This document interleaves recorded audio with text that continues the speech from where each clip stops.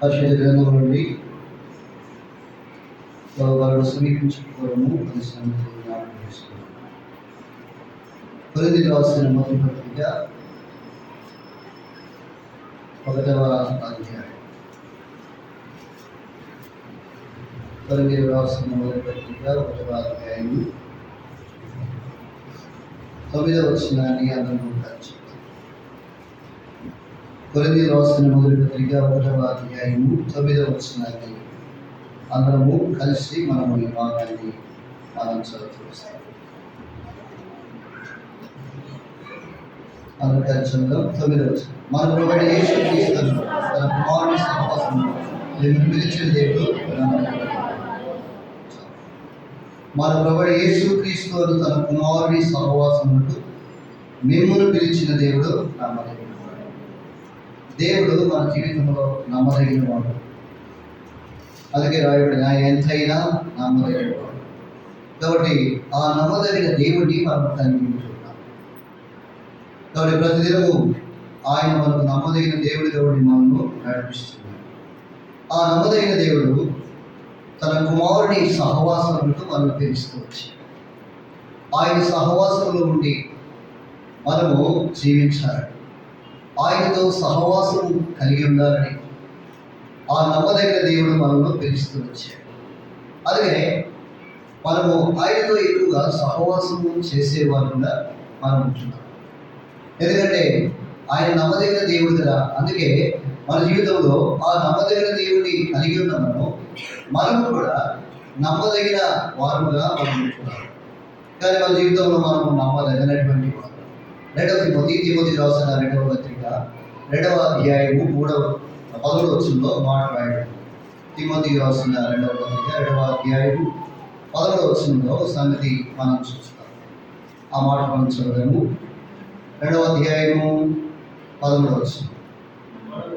మనము నమ్మదగని వారమైనను ఆయన నమ్మదగిన వాడుగా ఉన్నాడు.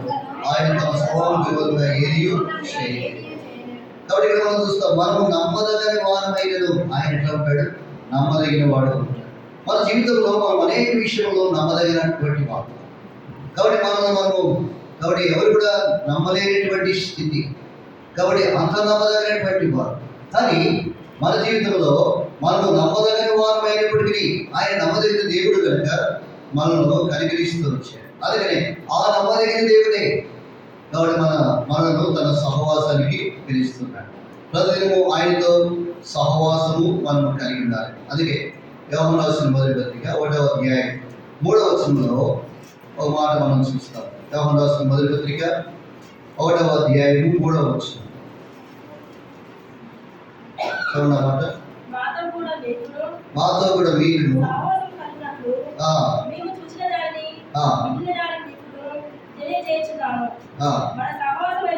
మన సహవాసం అయితే తండ్రితో కూడాను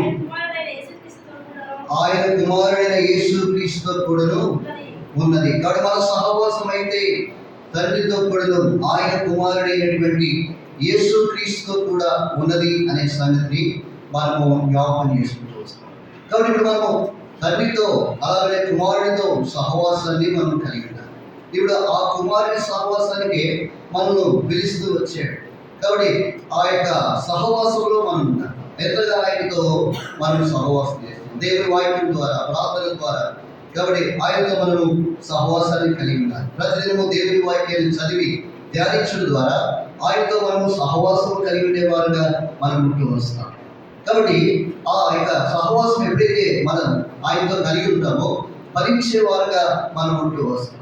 అందుకే రాయబడింది కదా, కీర్తన 1వ అధ్యాయం 2వ వచనంలో, కాబట్టి యెహోవా ధర్మశాస్త్రమును ఆనందించు, దివారాత్రులు దానిని ధ్యానించువాడు ధన్యుడు. అతడు నీటి కాలంలో ఎవరు నాటబడినై ఆకువాడక తన కాలం ముందు బలమించి చెట్టు వలె ఉండదు. అతడు చేయదంతయు సఫలం. అతడు చేసేదంతా కూడా సఫలం. ప్రతిదీ సఫలం కావాలంటే ఇప్పుడు మనం ప్రభువుతో సహవాసాన్ని కలిగి ఉండాలి. దేవుని వాక్యాన్ని ధ్యానించే వాళ్ళు ఉండాలి. కాబట్టి ఆ యొక్క ధర్మశాస్త్రాన్ని ధ్యానించేవాడు ధన్యుడు అనే మాట, ధన్యుడు అనగా ఆశీర్వదించబడిన వాడు. కాబట్టి ఆ ఆశీర్వాదాన్ని ప్రతిదినము మనం కలిగి వస్తాం. అలాగా దేవునితో సహవాసము మనం కలిగి ఉండాలి. ప్రతిదినము దేవుని వాక్యాన్ని చదవాలి, ధ్యానించేవారు ఉన్నారు. అనేక సార్లు దేవుని వాక్యాన్ని నిర్లక్ష్యం చేసేవారుగా మన జీవితంలో మనం ఉంటూ వస్తాం. దేవుని వాక్యాన్ని ధ్యానించము కాబట్టి దేవుని వాక్యానికి విరోధంగా మనం కొన్నిసార్లు జీవిస్తూ వస్తాం. వాక్యాన్ని నిరర్థకం చేసేవారుగా ఉంటూ వస్తాం. వాక్య ప్రకారం ప్రవర్తించే వారుగా ఉన్నాం. కారణం ఏంటంటే దేవునితో సహవాసము లేని కారణాన. కాబట్టి ఎందుకంటే దేవుని తెలుగు సహవాసం ఏంటంటే కాబట్టి వాక్యమే దేవుడైననే మాట మనం ఆది వాక్యములను వాక్యము దేవుడైన. కాబట్టి ఇప్పుడు ఆయనతో మనం సహవాసం చేయాలి. తండ్రి అయిన దేవుడితో మనకు సహవాసం ఉండాలి, కుమారుడితో సహవాసం ఉండాలి. అనగా వాక్యముతో సహవాసం. తండ్రి అయిన దేవుడితో మనకు సహవాసాన్ని కలిగి ఉండి ప్రతిదినము నడిచేవారుగా మనం చూడాలి. అలాగా దేవుని వాక్యాన్ని దినదినము ధ్యానిస్తూ పరిశీలనగా చదువుకోవచ్చు. దేవుడితో మనము సహవాసాన్ని మనం కలిగి ఉంటాం. అలాగే ప్రార్థన ద్వారా కాబట్టి దేవుడితో సహవాసాన్ని కలిగి ఉంటాం. ప్రార్థించడం ద్వారా ఆయన మనస్సును మనం ఎరిగేవారుగా ఉంటాం. కాబట్టి ప్రార్థించడం ద్వారా దేవుడికి సమీపంగా మనం ఉండగలుగుతూ వస్తాం. తన చిత్తాన్ని నెరవేర్చే వారుగా మనం ఉంటూ వస్తాం. అలాగా కాబట్టి దేవునితో ప్రార్థన ద్వారా కాబట్టి దేవునితో సహవాసాన్ని మనం కలిగి ఉంటాం. కాబట్టి ఈ విధంగా మనం చూడగలిగితే ఎంత మనం ప్రభువుతో సహవాసాన్ని కలిగి ఉంటాం. అందుకనే మన ప్రభువు యేసుక్రీస్తు తన కుమారుని సహవాసములకు మిమ్మల్ని పిలిచిన దేవుడు ఎలాంటి వాడు, నమ్మదగిన వాడు, ఎంత సహవాసం ఉంది అనే సంగతిని మనము ప్రశ్న వేసుకునే వారుగా మనం ఉంటూ వస్తాం. కాబట్టి కొన్నిసార్లు మన జీవితంలో సహవాసం గలవారమనే చెప్పుకుంటూ వస్తాం. నేను కూడా క్రైస్తవుడే, నేను కూడా ప్రభు ఎదుగుతూ వచ్చా, నేను కూడా కాబట్టి ప్రభుని కలిగే జీవిస్తున్నా అంటూ వస్తాము. కానీ ఆయన సహవాసంలో ఉండి మనం నడవని స్థితిని మనం కలిగి ఉంటాం. చూడడం మాట మనం చూస్తే కాబట్టి యోహాను రాసిన మొదటి పత్రిక 1వ అధ్యాయము కాబట్టి 6వ వచనంలో మాట మనం చూస్తాం. యోహాను రాసిన మొదటి పత్రిక 1వ అధ్యాయము 6వ వచనం ఆ మాట చూడండి. ఆయనతో కూడా సహవాసం గలవారని చెప్పుకొని చీకటిలో నడిచినట్లా మనం అబద్ధమాడుచు సత్యమును జరిగింపగలము. కాబట్టి ఇప్పుడు మనం చూస్తాం ఆయనతో సహవాసం గలవారమని చెప్పుకుంటున్నాం, కానీ మనం ఏం చేస్తున్నాం? చీకటిలో నడుస్తూ ఉంటాం. కాబట్టి ఇంకా లోక సంబంధమైనటువంటి కార్యాలే చీకటి కార్యాలు. కాబట్టి లోకంలో ఉండే వారి వల్లనే జీవిస్తూ కాబట్టి మనము జీవిస్తున్నాం. కానీ సహవాసం మాత్రం నాకు ప్రభుత్వమే ఉంది అంటున్నాను. పేరుకు క్రైస్తవులుగా మనము జీవిస్తూ ఉన్నాం. ఆత్మీయ జీవితంలో కూడా కాబట్టి మనము పడిపోయిన వారుగా ఉంటూ ఉన్నాం. ఎందుకంటే సహవాసం కలవాలని చెప్పుకుంటున్నాం, కానీ చీకటిలో నడుస్తూ ఉన్నాం. కాబట్టి ఒకప్పుడు చీకటిలో ఉండి మనల్ని మరణ ఛాయలో ఉండి చీకటిలో ఉండి ప్రభు మనల్ని వెలుగులోకి తీసుకొచ్చాడు. కానీ ఇంకా మనం ఏం చేస్తున్నామంటే ఆ చీకటిని ప్రేమించి చీకటి కార్యాలను జరిగించేవారుగా మనం ఉంటున్నాం. అందుకని చీకటిలో నడిచేలా మనం ఏం చేస్తున్నాం? కాబట్టి ఆ చీకటి సత్యమును మన వద్ద వాడుతూ సత్యమును జరిగింపుకుందుము అని రాయబడుతుంది. కాబట్టి సహవాసం గలవారు అని చెప్పుకుంటున్నాము, కానీ అబద్ధం ఆడుతున్నాం, సత్యము జరిగించలేకపోతున్నాం. కాబట్టి అలాగా కాబట్టి మన జీవితంలో అబద్ధం అనగా ఎందుకు మనం అబద్ధం ఆడుతూ ఉన్నాం? సత్యాన్ని జరిగించడం లేదంటే మనము లోక సంబంధులుగా కాబట్టి ఉన్నాం. అందుకే ఒక మాట యోహాను సువార్త 8వ అధ్యాయం 44వ వచనంలో కాబట్టి ఒక మాట మనం చూడగలుగుతూ వస్తాం. యోహాను సువార్త 8వ అధ్యాయము 44వ వచనం. మీరు మీ తండ్రి అపవాది సంబంధులు, మీ తండ్రి ద్రాక్షలను నెరవేర్చుకొని వస్తున్నారు.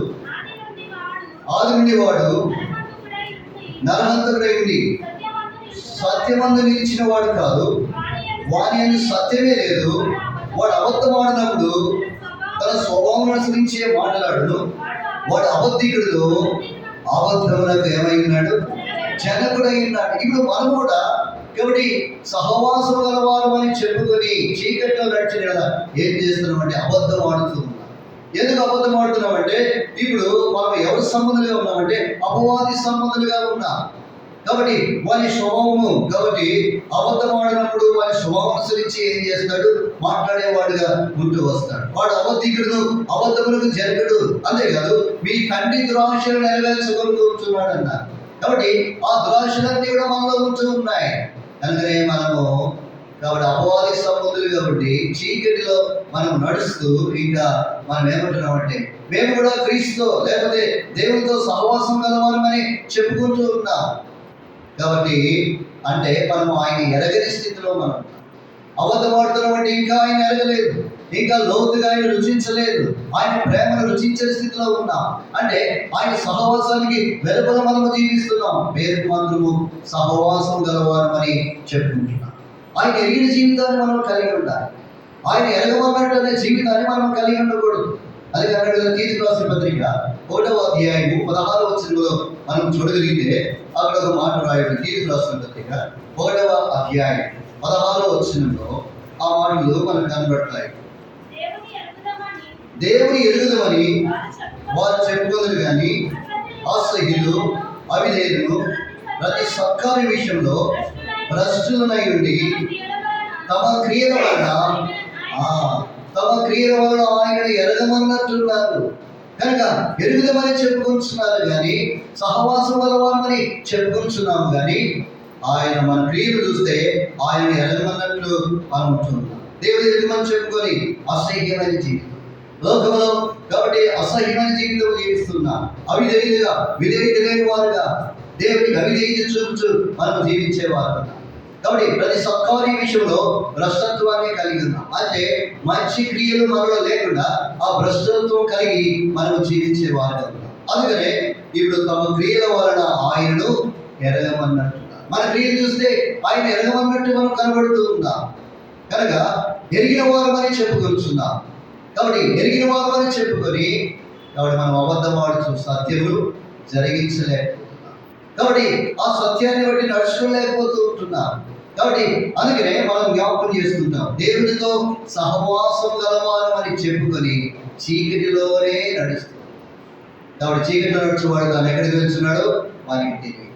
కాబట్టి అలాంటి ఇంకా చీకటి కలిగిన జీవితాన్ని కలిగి ఉంటున్నామంటే అర్థం ఏంటంటే దేవుడితో సరైనటువంటి సహవాసము లేదు. సరైన సహవాసం లేక మన ఇష్టానుసారమైన జీవితాన్ని జీవిస్తూ ఉన్నాం.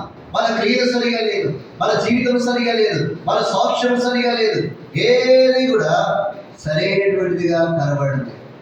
పేరుకు మాత్రము సహవాసం గలవారు అని చెప్పుకొని జీవించేవారుగా ఉన్నారు. అందుకనే చాలా జాగ్రత్తగా ఉంటారు. ఎలాంటి సహవాసము ప్రభుతో మనకుంది, ఎలాంటి ప్రభుతో మనము జీవిస్తున్నాం, ఇది మనం పరీక్ష చేసుకోవాలి. కాబట్టి దేవునికి సన్నిధిలో ప్రభు లేదా నేను ఎలాంటి సహవాసాన్ని ప్రభుతో కలిగి ఉన్నాను, లేకపోతే అబద్ధమాడుతూ సత్యాన్ని జరిగించినటువంటి స్థితి నాలో ఉందేమో, కనుక ఒకవేళ ఇంకా చీకట్లోనే నడుస్తున్నానేమో, కనుక మనమే జాగ్రత్తగా చూసుకునేటువంటి వారుగా ఉంటారు. నేను ప్రభుతో సహవాసం చేసేటువంటి వాడు కాబట్టి ఆయన యొక్క గుణలక్షణాలు నాలో ఉండాలి, ఆయన చూపించే జీవితము నాలో ఉండాలి, ఆయనతో దినదినము సహవాసం కలిగిన జీవితము నాలో ఉండాలి. లేకపోతే ఆయన మనం చూపించలేము అనే సంగతిని జ్ఞాపకం చేసుకోవాలి. అదే కాకుండా ఇప్పుడు 7వ వచనంలో రాయబడుతూ వచ్చింది. యోహాను రాసిన మొదటి పత్రిక 1వ అధ్యాయము 7వ వచనం మనం చూడగలిగితే అక్కడ ఆ మాటల్లో మనం చూడగలుగుతూ వస్తాం. చూడమంటారు 1వ వచనం. అయితే ఆయన వెలుగులో ఉన్న ప్రకారము మనము వెలుగులో నడిచే కదా మనము అన్యోన్యమైన సహవాసము గలవారమైనము. అప్పుడు ఆయన కుమారుడు యేసు రక్తము ప్రతి పాపమును మనను పవిత్రుడుగా చేయను. కానీ ఇక్కడ మనం చూస్తాం ఆయన వెలుగులో ఉన్న ప్రకారం మనము ఎక్కడ నడవాలి? ఇప్పుడు వెలుగులో నడుచుకుంటే మనం అన్యోన్యమైన సహవాసం ప్రభుత్వం కావాలి. అందుకే వెలుగులో నడుచుకోవాలి. నేను దేవునితో అన్యోన్యమైన సహవాసము నేను కలిగి ఉండాలి, ఎంతో అన్యోన్యంగా. కాబట్టి ప్రభుతో కాబట్టి నేను ఆ సహవాసాన్ని కలిగి ఉండాలి. అప్పుడు ఆయన కుమారుడైన యేసు రక్తం ఏం చేస్తుంటే ప్రతి పాపుడి వలన ఏం చేస్తుంది? పవిత్రులుగా చేస్తుంది. అన్యోన్యమైన సహవాసం ఉంటే ఎక్కడ పడిపోతున్నామో, ఎక్కడ మనము కాబట్టి సరి చేసి వంశంలో మనం చూసుకుంటూ వస్తాం.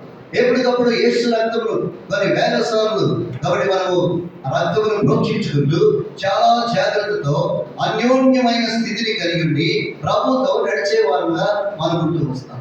ఆయన వెలుగులో మన యొక్క ప్రతిదీ మనం చూసుకునే వాళ్ళం ఉంటాం. ఎక్కడ పడిపోయాం, ఎక్కడ ఓడిపోయాం, ఎలాంటి నా జీవితంలో ఉంది, ఇవన్నీ ఆయన వెలుగులో కనబడుతూ వస్తాయి.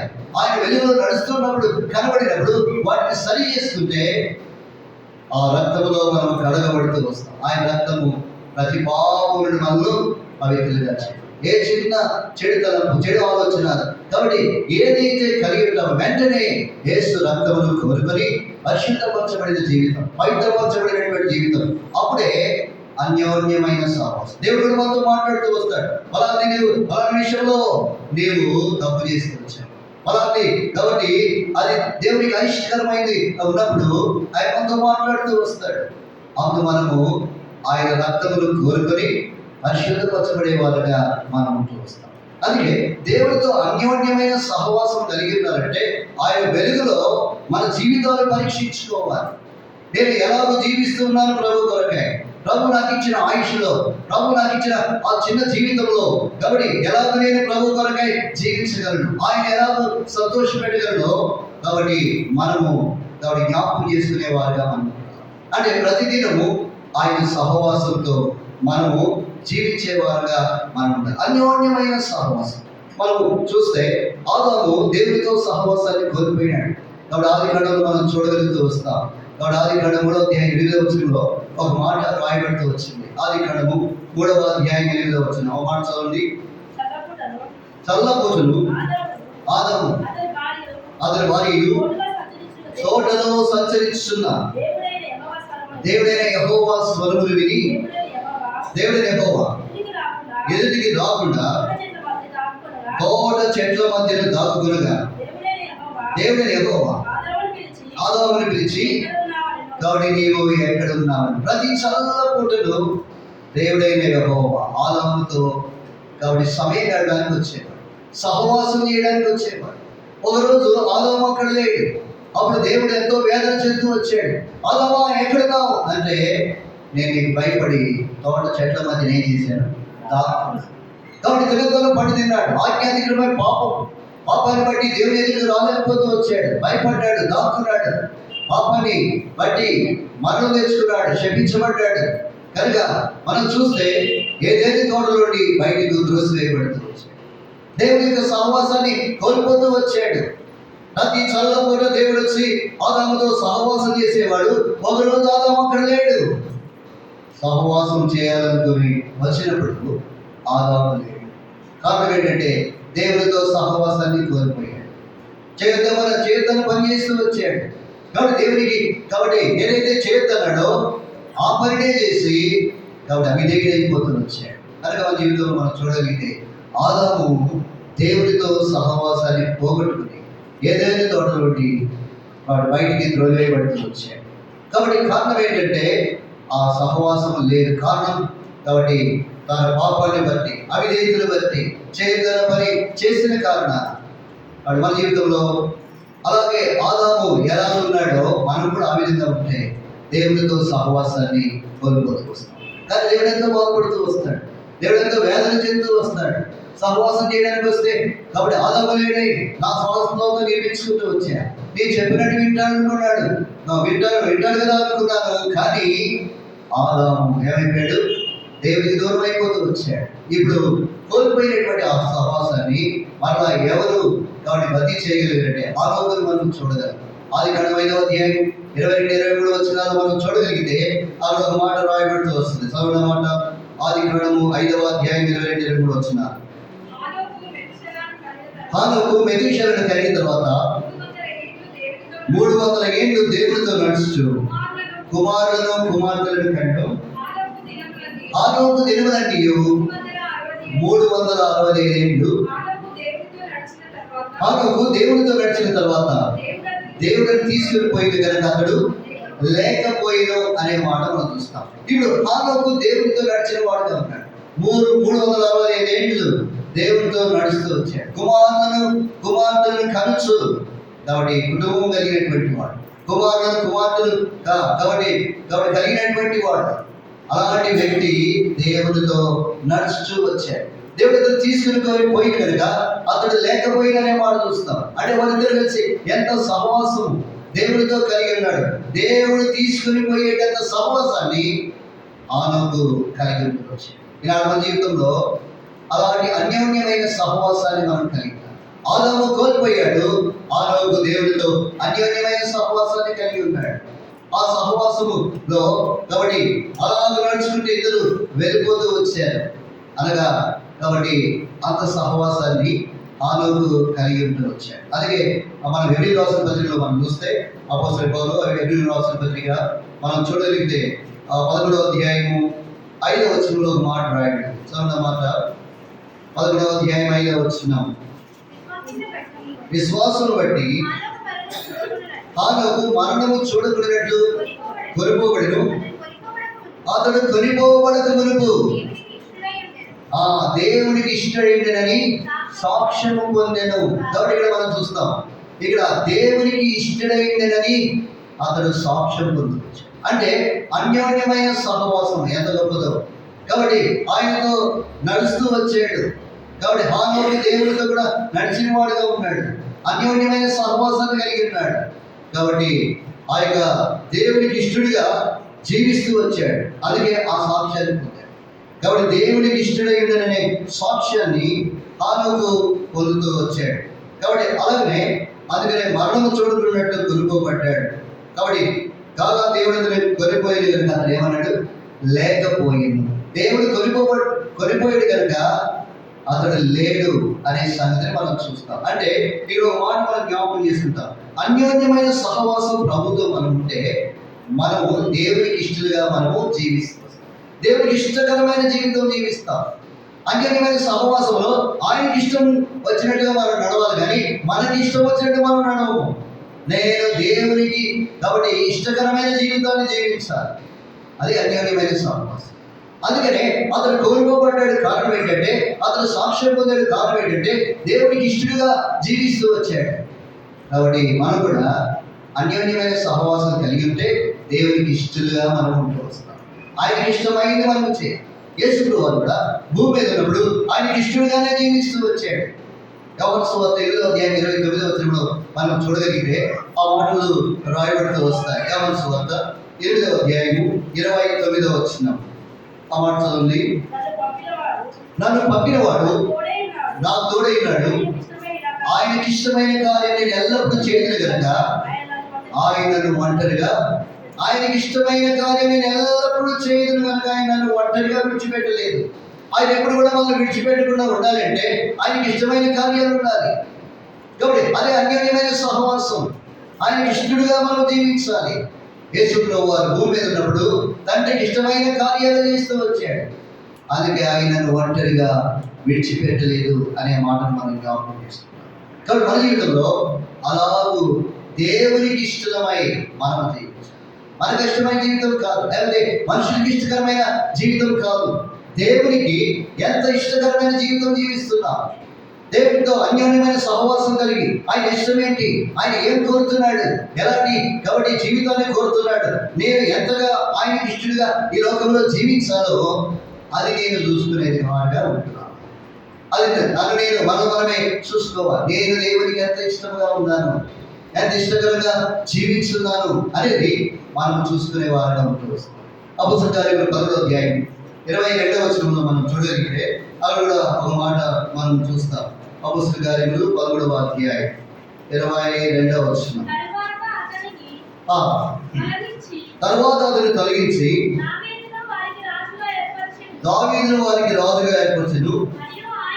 మరియు ఆయన నేను యెషయా కుమారుడైన దావీదును కనుగొని అతడు నా ఇష్టానుసారుడైన మనుషుడు, అతడు నా ఉద్దేశంలో నేను నెరవేర్చునని చెప్పి అతని గురించి ఏం చేసేట సాక్ష్యం ఇచ్చింది. కాబట్టి ఇక్కడ మనం దావీదును కూడా మనం చూస్తూ వస్తాం. అతడు నా ఇష్టానుసారుడైన మనుషుడు. కాబట్టి అతని గురించి సాక్ష్యాన్ని మనం చూస్తాం. అతను ఏం చేస్తాడు, ఇష్టానుసారుడైన మనుషుడు. అంతేకాదు నా ఉద్దేశం కూడా నెరవేరుస్తాడు. దేవుని యొక్క ఉద్దేశములు నెరవేర్చేటువంటి వాడుగా ఉన్నాడు. కాబట్టి అందుకనే ఆ మాటలు మనం చూడగలుగుతాం. నా ఉద్దేశములు నెరవేర్చునని చెప్పి అతని గురించి ఏం చేశాడు, సాక్ష్యం ఇచ్చాడు. బత్షెబా విషయంలో తప్ప దావీదు దేవునికి ఇష్టానుసారుడుగా జీవిస్తూ వచ్చాడు. దేవునికి ఉద్దేశాలు తనలో ఉన్నాయి. దేవునికి ఉద్దేశాలు మనం నెరవేర్చాలి. దేవునికి ప్రణాళిక ఏంటి, దేవునికి ఉద్దేశం ఏంటో మనం కలిగి ఉంటున్నాము. అప్పుడే అన్యోన్యమైన సహవాసంలో ఆ ఉద్దేశాలు తెలియజేయబడుతూ వస్తాయి. ఆయనకి ఇష్టకరంగా మనం జీవించినప్పుడు దేవుని యొక్క ఉద్దేశం ఏంటో ఆ ఉద్దేశాన్ని భూమి మీద మనం నెరవేర్చే వారుగా మనం ఉంటూ వస్తాం. కాబట్టి అలాగా ఆయనకి ఇష్టమై మనము ప్రతిదినము జీవించేవారు హాలోకలాగా దేవునికి ఇష్టడుగా జీవించిన వాడుగా ఉండవచ్చు. కాబట్టి ఆ యొక్క సహవాసాన్ని కలిగి ఉండవచ్చు. అందుకనే మనం కూడా ఆ అన్యోన్యమైన సహవాసాన్ని దేవునితో ఎప్పుడైతే కలిగి ఉంటామో దేవునికి ఇష్టలుగా మనం జీవిస్తాము అనే సంగతిని మనం జ్ఞాపకం చేసుకోవాలి. కాబట్టి అప్పుడు దేవుడు మనతో మాట్లాడతాడు. తన ఉద్దేశాన్ని నెరవేర్చడానికి ఆయన తన ఆలోచనలు ఇచ్చి మనం నడిపించేవాడుగా ఉంటూ వస్తాడు. ఇప్పుడు మనము దానిని జ్ఞాపకం చేసుకోవాలి. నేనెంత అన్యోన్యమైన సహవాసాన్ని కలిగి ఉన్నాను.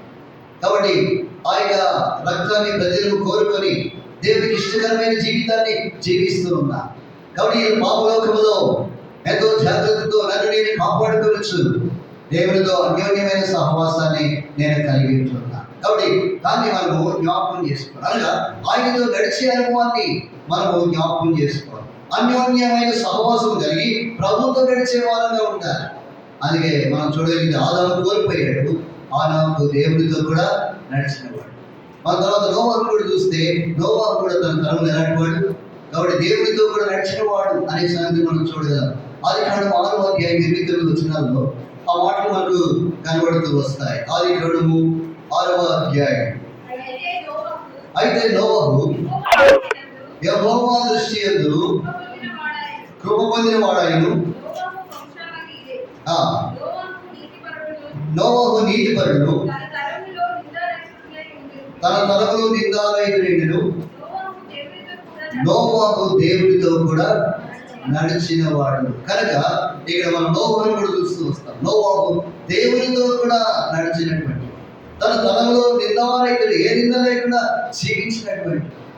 కాబట్టి అలాగా మన జీవితంలో ఎప్పుడైతే దేవునితో సహవాసం కలిగి ఉంటామో, దేవునితో నడుస్తూ ఉంటామో, ఏ నింద లేకుండా నిందారహితులుగా, కాబట్టి దేవునితో కూడా నడిచేవారు.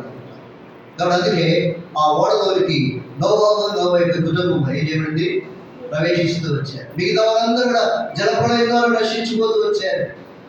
కనుక తన తరములో నిందారహితుడు. అదే 7వ అధ్యాయం 1వ వచనంలో మాటలు చూస్తాం.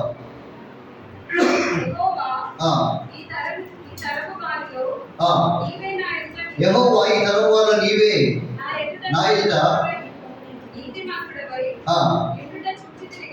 నీతిమంతుడవై చూచింది కనుక నీవును నీ ఇంటి వారును ఓడలోనికి ఏం చేయమన్నాడు, ప్రవేశించుకున్నాడు. కనుక ఇవన్నీ ఎందుకు చూస్తున్నామంటే దేవునితో సహవాసం ఎంత గొప్పదో అనే సంగతిని మనం జ్ఞాపకం చేసుకుంటాం. కనుక అలాగన మనం కూడా అన్యోన్యమైన సహవాసం కలిగి ఉండి ప్రభుతో మనం నడిచేవాడుగా మనం ఉంటున్నాం. కాబట్టి ఆ సహవాసం అందరూ ఉంటుంది. అది మనం చీకట్లో నడవకుండా వెలుగులో అన్యోన్యమైన సహవాసం కలిగి ప్రభుతో కూడా నడిచేవారుగా మనం ఉంటున్నాం. అంతేకాదు ఇంకా మనం చూస్తే కీర్తన 106:35లో కాబట్టి రెండో విషయాన్ని మనం చూస్తాం. 106 కీర్తన 35వ వచనం. అన్యులతో సహవాసం చేసి వారి క్రియలు నేర్చుకుని వారి విగ్రహములకు పూజ చేసి అవి వారికి ఏమైనా గురిగాయను. కనుక అన్ని జనులతో సహవాసం చేసి వారి క్రియలు నేర్చుకున్నారు. అవి వారి విగ్రహములు పూజ చేసినారు. అవి వారికి గురిగా చేయబడుతూ వచ్చారు. కాబట్టి మన జీవితంలో కాబట్టి ఆ ఇశ్రాయేలు జనాంగము అనేకతో సహవాసం చేస్తూ వచ్చారు. మనం ఎలా ఎవరితో సహవాసం చేస్తున్నాం. కాబట్టి వారు ఎప్పుడైతే సహవాసం చేశారో వారి క్రియలు నేర్చుకుంటూ వచ్చారు. వారికి లాగా ప్రవర్తించారు. వారి ఆచారాలు, వారి సాంప్రదాయాలు, వారి సంబంధమైనవన్నీ కూడా వీరిలోకి వచ్చేసాయి. వారి విగ్రహాలు కూడా పూజ చేస్తూ వచ్చారు. కాబట్టి అలాగ అన్యులతో సహవాసం చేసి దేవునికి దూరం అయిపోతూ వచ్చారు. కాబట్టి మనం ఆమెను కూడా జాగ్రత్త పడుతూ రావాలి. ఎవరితో ఎలాగూ సహవాసం చేస్తూ ఉన్నాం. కాబట్టి ఎలాంటి క్రియలు మనలో ఉంటూ ఉన్నాయి. దేవునికి అనుకూలమైనటువంటివి, దేవునికి ఇష్టమైన క్రియలు ఉంటున్నాయా, దేవునికి అయిష్టమైనటువంటి కార్యాలు లేదా క్రియలు మనలో ఉండి మనం ప్రభువుని దొరికిపెట్టే వాళ్ళుగా ఉంటున్నామా అనే సంగతిని జ్ఞాపకం చేసుకోవాలి. ఆయనతో సహవాసం చేస్తే కాబట్టి మనము అన్ని జనులతో సహవాసం చేయాలి. వారి క్రియలు లాగా మన క్రియలు ఉండవు, వారికి లాగా మనం ఉండము. మనకు ప్రత్యేకమైన జీవితాన్ని జీవిస్తూ వస్తాం. మనం ప్రత్యేకించబడినటువంటి వారు కనుక ఆ ప్రత్యేకత మన జీవితంలో మనం చూడగలుగుతూ వస్తాం. కాబట్టి దేవుని పిల్లలుగా ఆ ప్రత్యేకతను ప్రజలు చూడగలుగుతున్నారు.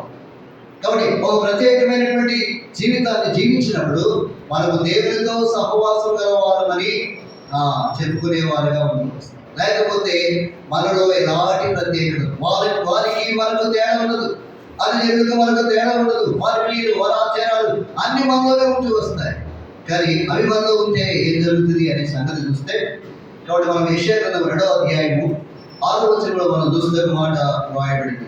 యెషయా గ్రంథం 2వ అధ్యాయము 6వ వచనం,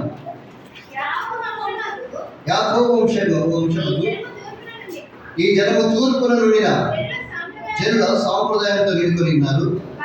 వారు ఫిలిష్తీయుల వలె మంత్ర ప్రయోగం చేదురు, అన్యులతో సహవాసం చేదురు కనుక నీవు వారిని విసర్జించి ఉన్నావు. అన్యులతో సహవాసం చేసినందుకు దేవుడు వారిని ఏం చేసినాడు?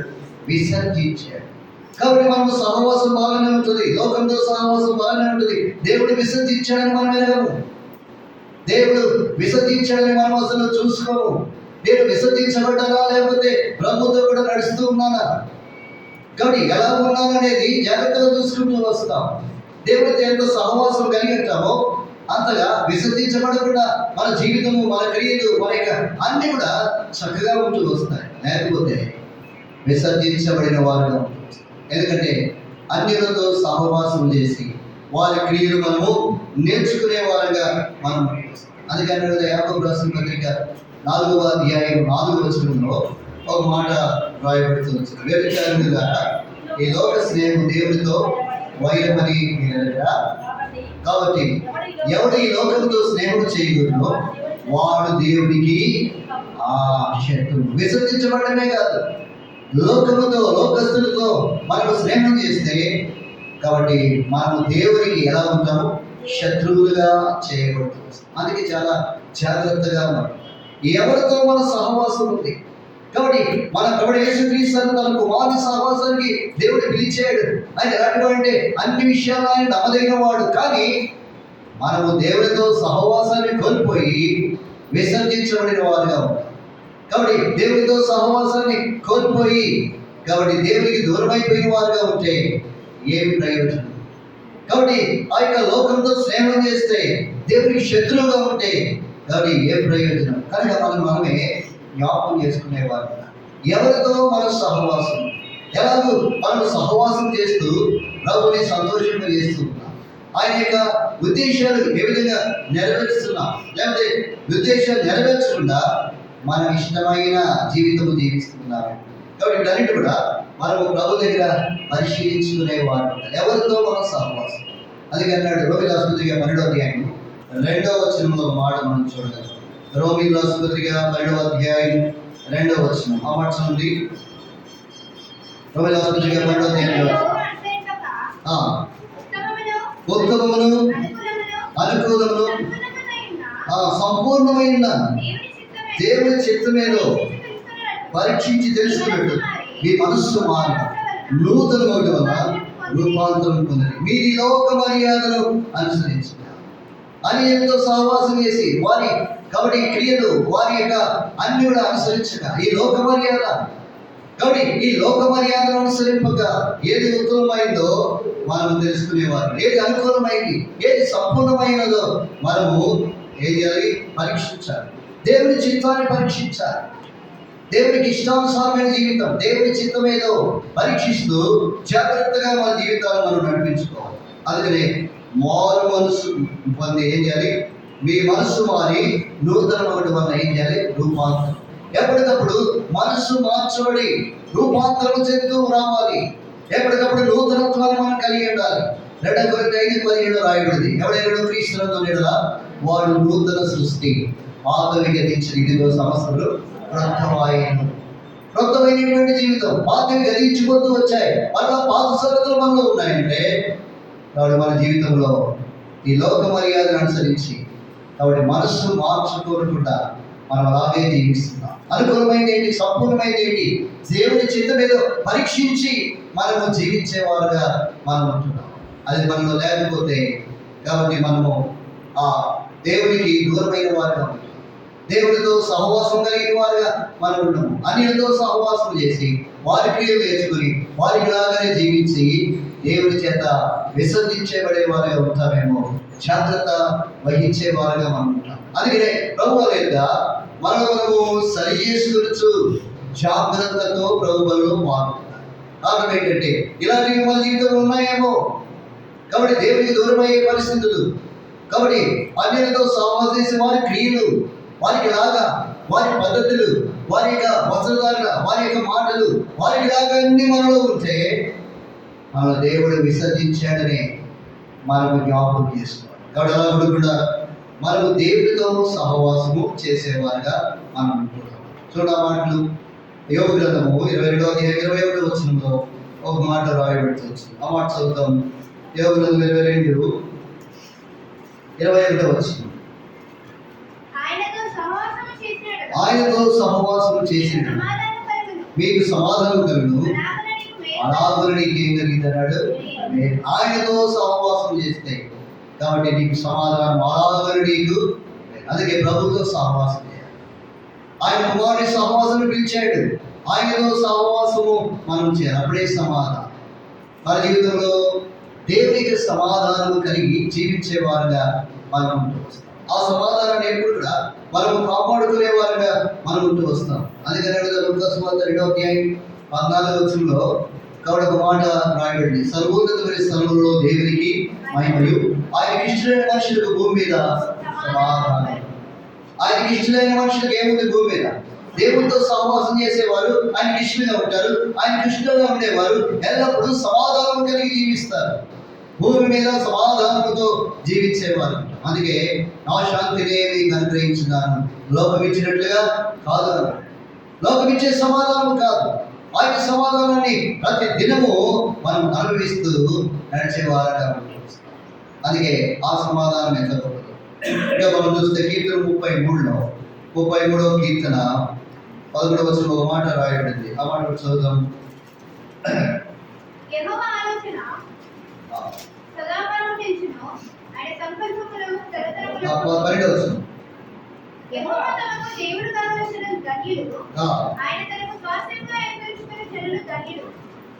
ఇంకో మాట రాయబడింది. సమాధానం కలగజేసే వారిని ఆశీర్వదించు. ఆ మాట మనం చూస్తాము.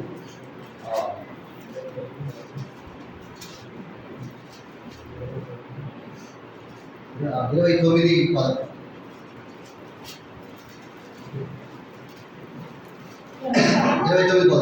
యెహోవా తన ప్రజలకు బలమును అనుగ్రహించును, యెహోవా తన ప్రజలకు సమాధానము కలగజేసి వారిని ఆశీర్వదిస్తాడు. యెహోవా తన ప్రజలకు బలము, కాబట్టి అలాగనే తన ప్రజలకు ఏం కలగజేస్తాడు? సమాధానం. కాబట్టి ఆయనతో సహవాసం చేస్తే తన ప్రజలకు సమాధానము కలగజేసి ఏం చేస్తాడంటే ఆశీర్వదించేవాడుగా ఉంటూ వస్తాడు. కాబట్టి ఆశీర్వాదాన్ని మనకు ప్రతిదినము కలిగి ఉంచేవారుగా ఉంటూ వస్తాం. అంతేకాకుండా ఆయనతో సహవాసం చేస్తే మేలును కూడా మనం ఏం చేస్తాం? అనుభవించేవారుగా ఉంటూ వస్తాం. ఆ మేలు ప్రతిదినం మనం పొందుతూ వస్తాం. కాబట్టి 31వ కీర్తన 19వ మాట రాయండి. 31వ కీర్తన 19వ. నీ యందు భయభక్తులు గలవారి నిమిత్తము నీవు దాచించిన మేలు ఎంతో గొప్పది. నరులేద నీకు ఆశ్రయించు వారి నిమిత్తము నీవు సిద్ధపరిచిన మేలు కాబట్టి ఎంతో గొప్పది. కాబట్టి ఆ యొక్క మేలును మనం అనుభవించే వారుగా మనం ఉంటూ వస్తాం. దాచించిన మేలు, సిద్ధపరిచిన మేలు మనం అనుభవించే వారుగా ఉంటూ వస్తాం. ఆయనతో సహవాసం చేస్తే సమాధానం, అలాగన నీకు మేలు అనే మాట మనం చూస్తాం. ఏమి సిద్ధపరిచాడు? కాబట్టి అవి కంటికి కనబడవు, చెవికి వినబడవు, మనుషులు ఆయనకి ఏం కావు, గోచరము కావు. తను ప్రేమించు వారికి అన్నాడు. తను ప్రేమించే వారికి ఏమి సిద్ధపరిచాడు? 1 కొరింథీ 2:9 ఆ మాట చూడగలుగుతూ వస్తాం. కనుక మన జీవితంలో అలాగున సిద్ధపరిచినటువంటి మేలు, దాచించిన మేలు అనుభవిస్తూ వస్తాం. కాబట్టి ఆ మేలును కాబట్టి దేవుడు మనకు అనుగ్రహించాడు. ఎందుకంటే మేలు చేయడం అని ఆయన ఏం చేశాడు? ఆనందించేది. మేలు చేయడం ఆనందిస్తాడు. కాబట్టి అందుకనే ఆ మేలు మనము అనుభవించేవారు అందుకనే కాబట్టి ఆయనతో ఎంత సహవాసం, ఏ విధమైన సహవాసము ఈనాడు మనము కలిగి ఉన్నాము జ్ఞాపకం చేసుకునే వారుగా మనం ఉంటూ వస్తాం. కాబట్టి మన జీవితాల్లో కాబట్టి అన్యోన్యమైన సహవాసం గల వాళ్ళని చెప్పుకొని చీకట్లో నడిస్తే అబద్ధం ఆడుతున్నాం, సత్యాన్ని జరిగించకుండా మనం జీవిస్తున్నాం. కాబట్టి అసహ్యులుగా కాబట్టి భ్రష్టులుగా ఉండి క్రియల వలన ఎరగబడినట్లు ఉన్నటువంటి జీవితాన్ని మనం కలిగి ఉన్నాం.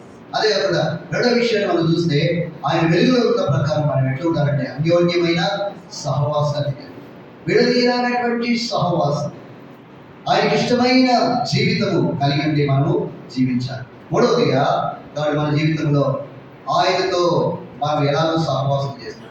ఆయనతో సహవాసం చేస్తే సమాధానము, మేలు మనం అనుభవించే వారుగా ఉంటూ వస్తాం. కాబట్టి మరి ఇప్పుడు ఎలాంటి సహవాసం ప్రభువుతో కూడా మనకు ఉంది, ఎలాంటి సహవాసం గలవారుగా ఆయనతో మనం జీవిస్తున్నామో మనం పరిశీలన చేసుకునే వారుగా మనం ఉంటూ వస్తాం. చాలా జాగ్రత్తగా మన దేవుని పరిశీలన చేస్తున్నాం. నేను ఎంత సహవాసాన్ని ప్రభుత్వం కలిపి, అందుకే ఆ పిలిచిన దేవుడు ఎలాంటి వాడు, నమ్మదగినటువంటి వాడు. ఆ నమ్మదగిన దేవుడితో మనం సహవాసం కలిగి నడిచినట్లు మన హృదయాన్ని సమర్పించుకొని యోగ్యంగా ఎలా ఉన్నాము, ఎలాంటి సహవాసాన్ని కలిగి ఉన్నామో చూసుకొని ప్రభువులో పాల్గొన్నట్లు పరిశుద్ధ ఆత్మ మనకు సహాయపడి నడిపించింది. అందరూ మోకరించండి, ప్రార్థన చేసుకుంటాం. ఈ వాక్య వెలుగులో మన వ్యక్తిగత జీవితాలు సంరక్షణ చేసుకొని